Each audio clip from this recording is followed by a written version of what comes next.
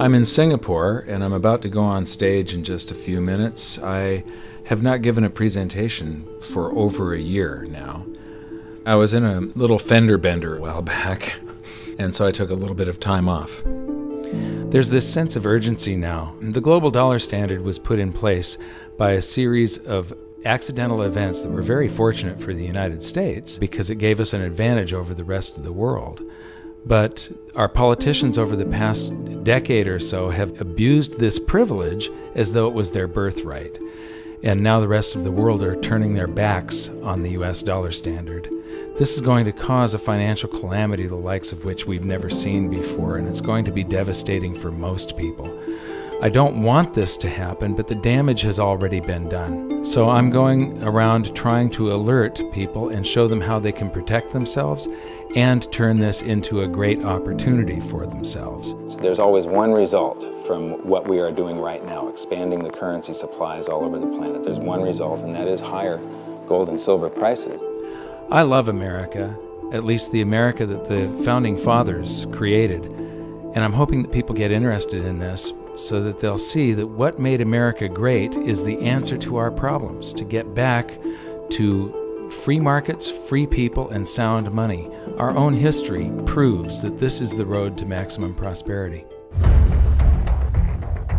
We are entering a period of financial crisis that is the greatest the world has ever known. The wealth transfer that will take place during this decade is the greatest wealth transfer in history. Wealth is never destroyed, it is merely transferred, and that means that on the opposite side of every crisis there is an opportunity. The great news is that all you have to do to turn this crisis into your great opportunity is to educate yourself. I believe that the best investment that you can make in your lifetime is your own education. Education on the history of money, education on finance, education on how the global economy works, education on how all of these guys, the central bankers, the stock market, how they can cheat you, how they can scam you. If you learn what is going on and how the financial world works, you can put yourself on the correct side of this wealth transfer. Winston Churchill once said that the further you look into the past, the further that you can see into the future. This program is all about creating your own crystal ball, being able to gaze into the future, being able to change this crisis, the greatest crisis in the history of mankind, into your great opportunity.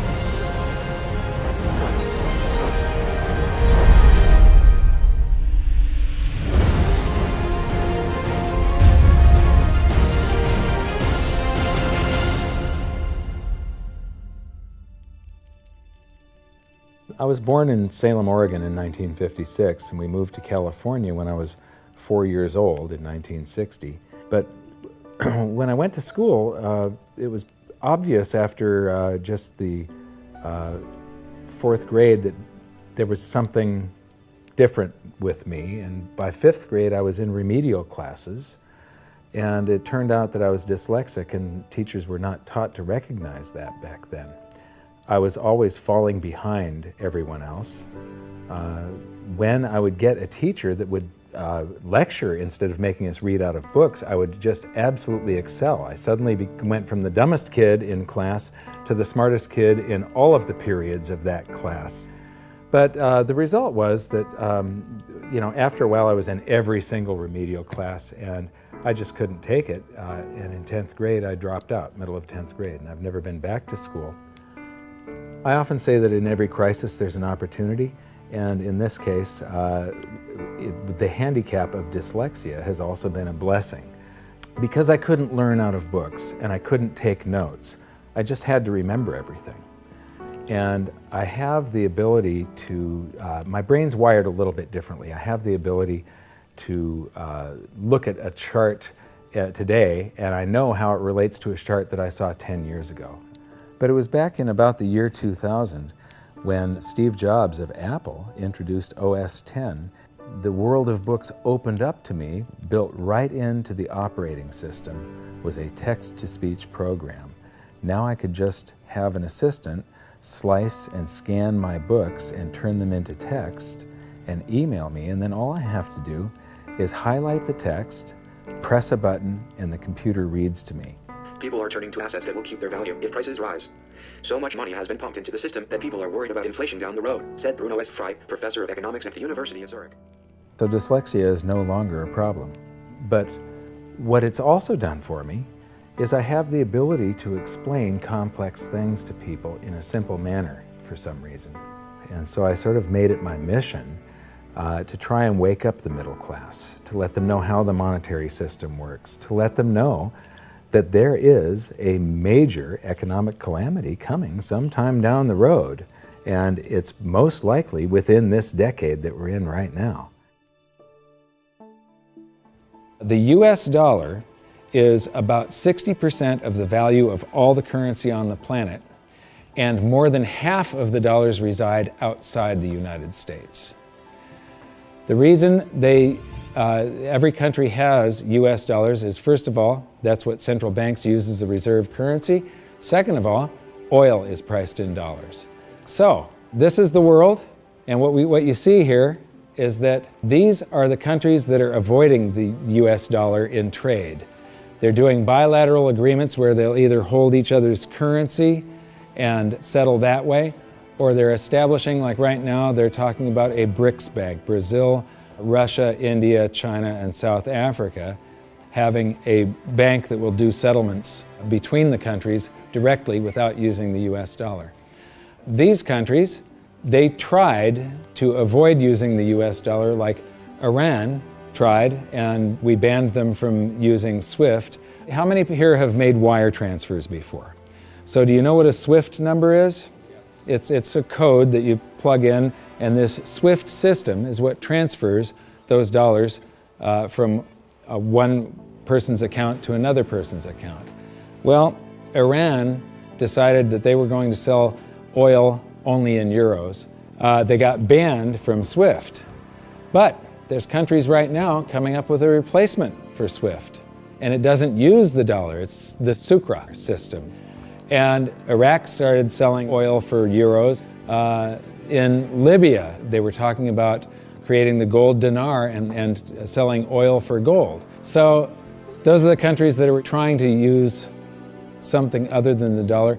Then we've got gold competing with currency. And there's a lot of talk around here about the gold dinar, and there's people that are actually using gold in some of the countries over here. And then in Utah has recognized gold and silver as money again. It's legal tender currency in the state of Utah in the United States. And then you've got physical gold accumulation. I'll show you later that China is accumulating an immense amount of gold, but all the countries with an up arrow, that's gold accumulation. Then we have gold repatriation. Germany has been asking for their gold back, and they're getting it. Venezuela has repatriated their gold from the Bank of England. And then if we put this on a timeline, here's the nails in the coffin for the dollar standard, and you will see that there's not a lot of time left. This is my evidence that I think is proof that the death of the dollar is coming, and it's coming shortly. Nixon ended Bretton Woods, and we went on the dollar standard. Then the first nail in the coffin is Iraq sells oil in euros. The crisis of 2008, and we added 1.25 trillion to our base money in the United States. As we add to the base currency, people get worried about inflation. They start rushing toward gold and silver. Iran ends oil sales in dollars, and they're taking commodities in trade for oil. They're taking, in Turkey, they take the local currency and then buy gold in Turkey and export the gold to Iran. So they're basically selling oil for gold. They do the same thing with India.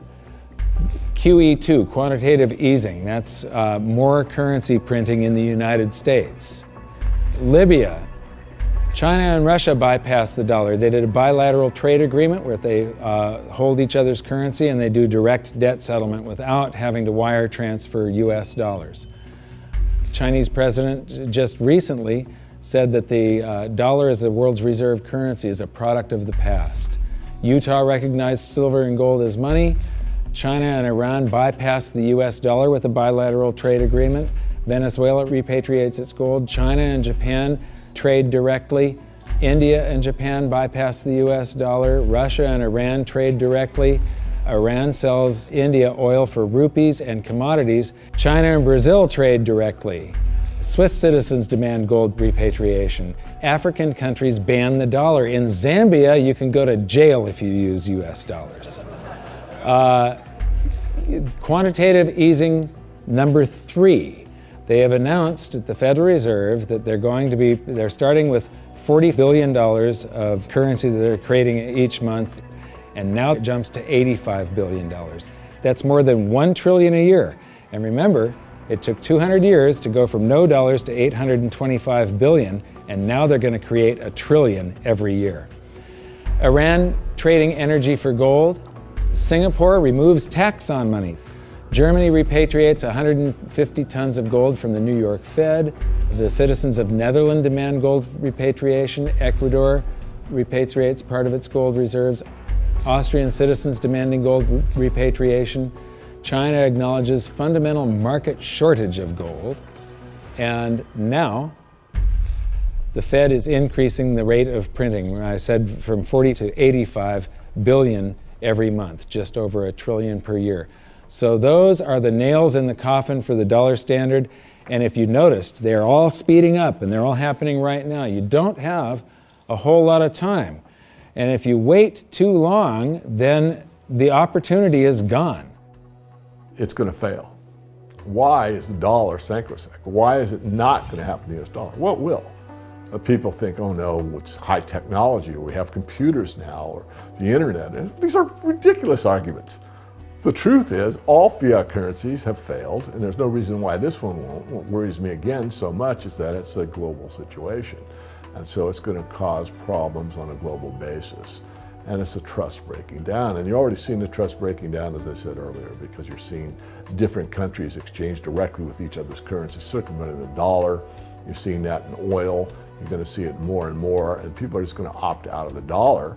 And you'll probably get to a point before the whole thing collapses entirely where the dollar is more or less used internally in the United States and externally is not used as much, because there'll be a lot of agreements made between nation states outside of the United States that will want to use each other's currency and not the dollar. This isn't going to be pretty when it happens. I am not an end-of-worlder or a doomsday guy. All you can do is play the hand that you are dealt. If we go to a new monetary system, and I think it's absolutely inevitable, there's just too much energy built up in this one that has to release. It has to come crashing down somehow. When that happens, there's an enormous wealth transfer for people that are on one side of the bet or another. And people don't realize that whether they think they are making a bet or not, they are making the bet. They are involved. This wealth transfer affects everybody, whether you want to participate or not. If you're holding paper assets and paper currencies, you have bet one direction. If you're holding gold and physical assets, you've bet the opposite direction. So these are changes in Chinese holdings. They are accumulating gold, they are getting rid of US Treasury bonds. This is gold held in China. The green line is the cumulative gold, that's on this side, this scale. So it's gone from about 700 tons to almost 6,000 tons just since the year 2000. So this is their central bank holdings, this is their mine supply, but this is, and my researcher put all of this data together. You're the first people to see this. This is the amount of gold flowing through the Hong Kong exchange that goes into China. And the past couple of years here, they have ramped up their buying.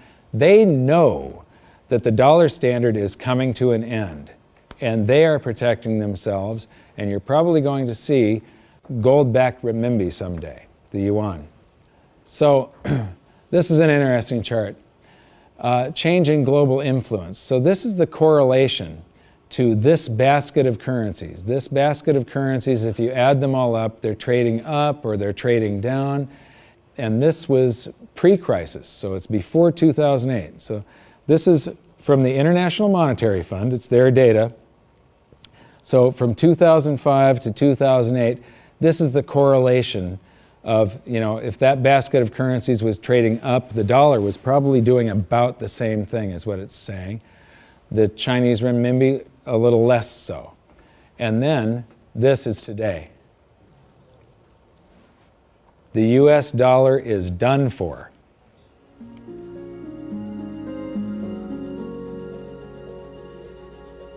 I don't think there's any question we're heading for a new monetary system. The question is what will it consist of?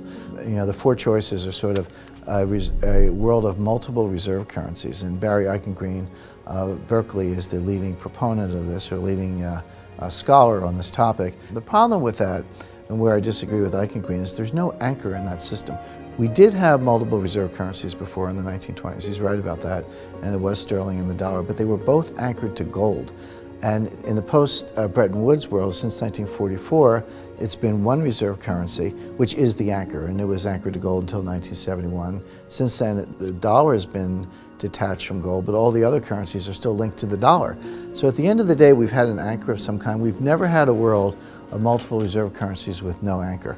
I'm not sure that's that stable. The SDR is the second choice. The SDR is a basket currency sponsored by the IMF. At least for the time being, it's also printed money. The IMF literally prints the SDRs and ships them out to the members. And their reserves go up, exactly the way the Fed creates money and bank reserves go up. But it's not backed by anything. Third choice is gold, some variation on the gold standard. And the fourth choice is what I call chaos, which is that nobody does anything. There's a lot of wishful thinking, there's a lot of denial, there's a lot of delay, and we get to the point where people just totally lose faith in paper currencies, go to hard assets, and we have a sequential collapse of paper currencies around the world, at which point governments will have to react with emergency measures. And that could include coercion, confiscation, various sorts of freezes on paper assets. It could be a lot of things in that scenario. So to me, it's multiple reserve currencies, SDRs, gold, or chaos. I favor gold, but I fear that we may get chaos. I've talked about every 30 to 40 years the world has a new monetary system. And the thing is that over the years, governments and the banks have basically screwed us more and more and more.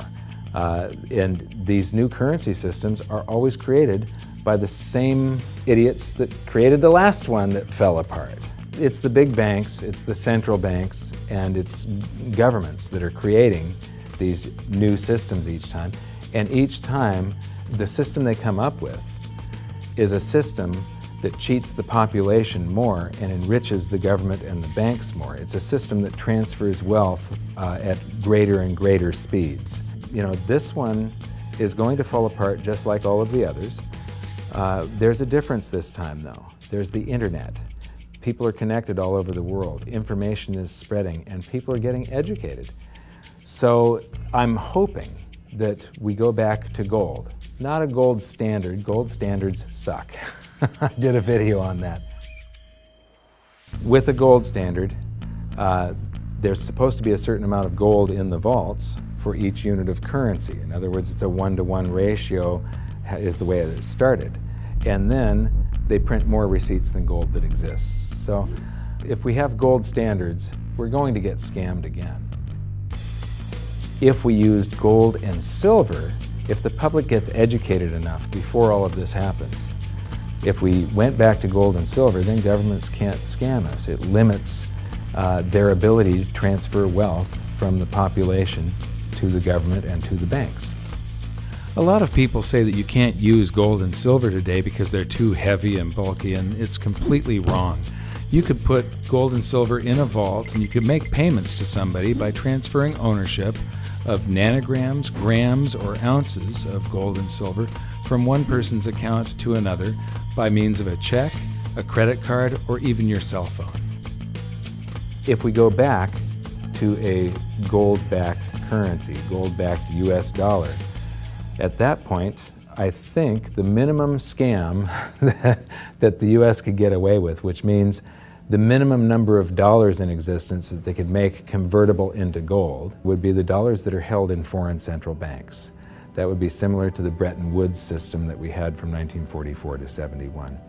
Well, I did some analysis on this when I was writing the book back in 2005, and back then it required $20,000 an ounce gold for the Treasury to have enough gold to cover those dollars, or the New York Fed actually. And if they were going to back all of the dollars, you're talking gold measured in the hundreds of thousands of dollars per ounce. There just isn't that much gold, and there's a whole lot of currency. We keep on printing it every minute of every day.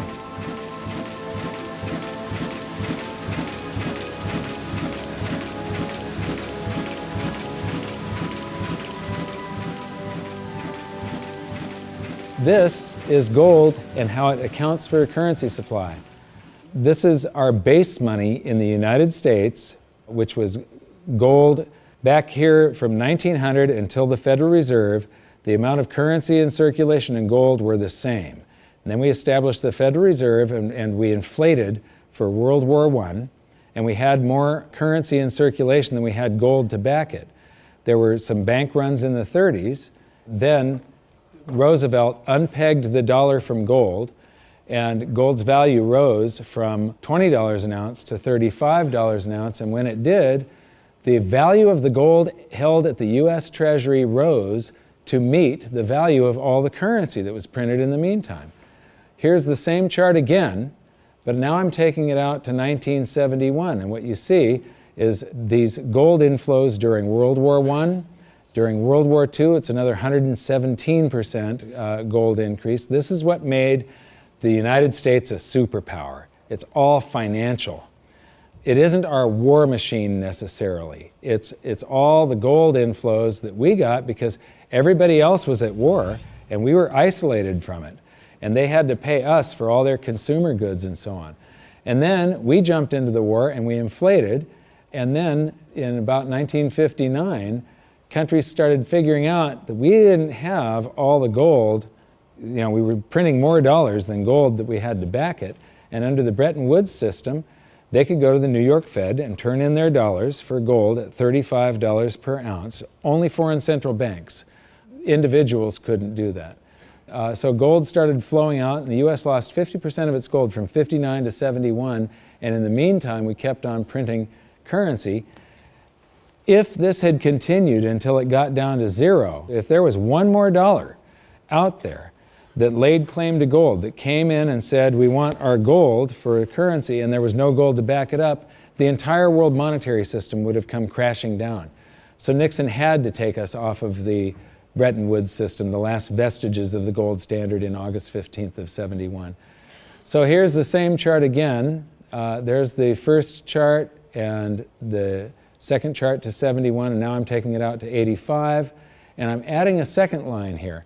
How many people would agree that credit cards are replacing cash in circulation? Yeah? Credit cards, you use your credit card more and more every year, right? You use cash less and less. Well, this is outstanding credit card balances. It's called revolving credit outstanding is the name of the chart that you get from the Federal Reserve. When you charge something on a credit card, you create currency. The bank didn't actually loan you anything. They invented numbers. And then they have the gall to charge you interest if you don't pay those numbers back on time. So the thing is that the merchant that you're paying, the restaurant or the grocery store, that merchant's checking account can't tell the difference between the credit dollars that you created or the cash dollars that you pay them. So to that merchant's checking account, it all looks the same. And those dollars that you created stay in circulation until somebody saves them up and pays down credit card debt. So unpaid credit card balances I include as part of the cash in circulation. And in 1971, Nixon took us off the gold standard and gold became a freely traded separate commodity/money, and it did an accounting of the currency supply. There was quite a while here where we could have gone back on the gold standard. The value of the gold at the Treasury exceeded all the dollars printed from George Washington to Jimmy Carter. And for a week or so, a couple of weeks, it exceeded base money plus outstanding revolving credit. So here's the same chart again. That was to 1985, and now I'm going to take it out to today. And so there's that 1980 peak where it shot past base money and base money plus outstanding revolving credit. And then we get to the crisis of '08. And Ben Bernanke, oh, by the way, instead of billions, we're now measuring in trillions. So we started in millions, and then it went to billions, and now it's trillions.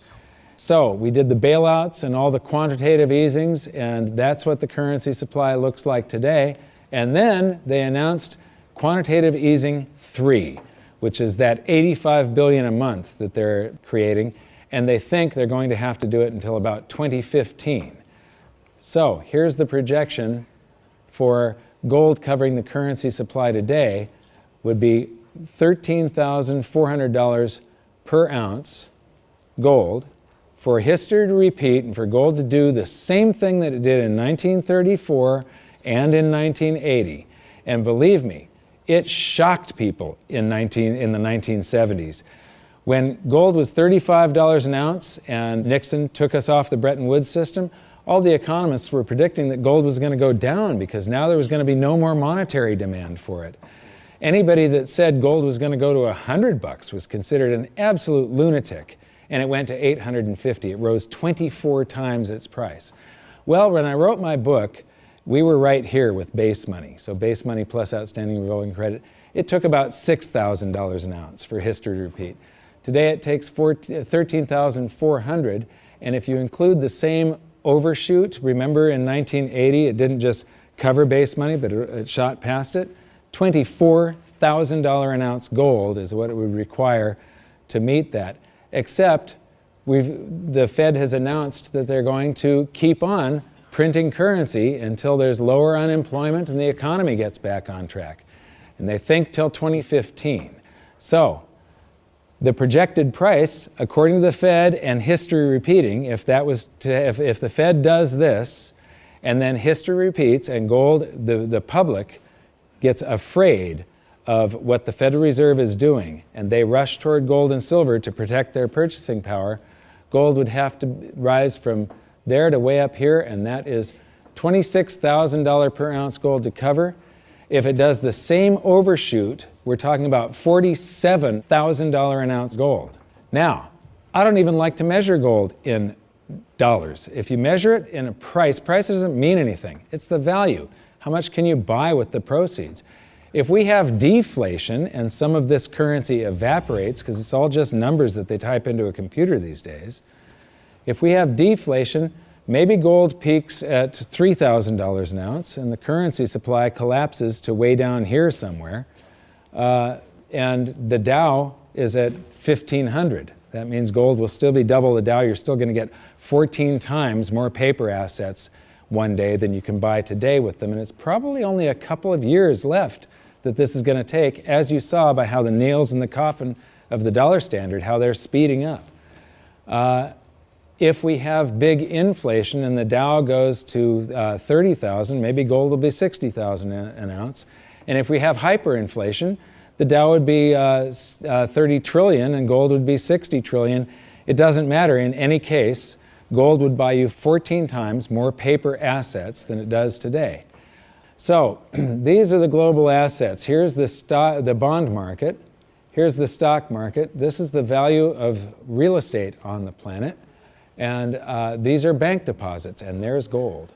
Now, that little slice of the pie is going to get a lot bigger in just the next few years, and it's not going to do it by a whole bunch more gold just appearing. It's going to do it by the price of other assets going down, or at least their value going down, and the value of gold going up. So the price of gold will change. That piece of the pie is going to grow. It was a lot bigger back in 1980 when gold was at $850. It's going to get a lot bigger today again, but today, as you've seen, it requires far, far higher prices. So, the death of the dollar standard. How many people here believe that I'm sort of predicting what's going on in the future here? You can see that there's a new world monetary system coming. It happens every 30 to 40 years, except this time, instead of a baby step off of gold, we've got to go from nothing back to something. It's going to be a worldwide convulsion, the scale of which has never been seen before. At the end of the day, the fundamental driver of gold, it's not so much that gold's in a bull market, it's more the dollar's in a bear market. And people say, well, how high can gold go? And my answer is, well, how low can the dollar go? The answer is the dollar can go to zero. If you divide any number by zero, the answer is infinity. So gold can go to infinity if the dollar goes to zero. Now, in the real world, something else will happen. It's not that gold becomes worth infinite number of dollars. It's more the case that the dollar just falls off the stage. The dollar gets the hook, so to speak, and you'll count gold in dollars to 5,000 to 10,000 at some point, but there will come a time when you won't count gold in dollars anymore because dollars won't count. People won't want dollars. There is so much opportunity in crisis, it is absolutely extraordinary. That's just not me saying that, that's just history. You read any amount of history, and I don't mean last week, I mean real history. You know, in times of crisis, it's when huge fortunes were made. Times of crisis, it's when human beings create and develop newest technologies and newest science and new medicines. In times of crisis, there's so much opportunity as long as you can remain calm, get educated, be resourceful. The challenge for most people is that in crisis, they go into crisis mode, which means they go into scarcity, they go into lack, they go into blame, and none of those emotions are resourceful for helping you solve whatever challenge is in front of you.